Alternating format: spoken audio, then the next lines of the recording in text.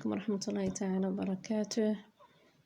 إذا عدت إليكم لأتمم الجلسة التأملية عن البحر وعن جماليته وعن ألغازه والوقائع التي شهدها هذا البحر.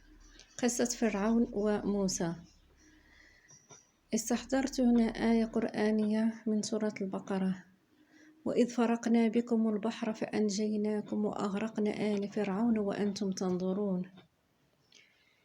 كيفاش أن الله سبحانه وتعالى نجى موسى عليه السلام وجنوده من الطاغية فرعون، اللي جمع الجنود ديالو وتبعوه والحق به عند شروق الشمس.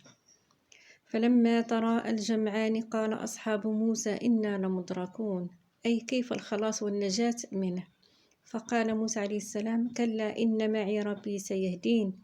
فأمر الله تعالى أن يضرب البحر بعصاه فضربه فانفلق البحر، وما أن عبر كل أتباع موسى البحر حتى أمر الله البحر أن يرتطم عليهم فلم ينج منهم أحد. وجعلت الأمواج ترفعهم وتخفضهم وتراكمت الأمواج فوق فرعون.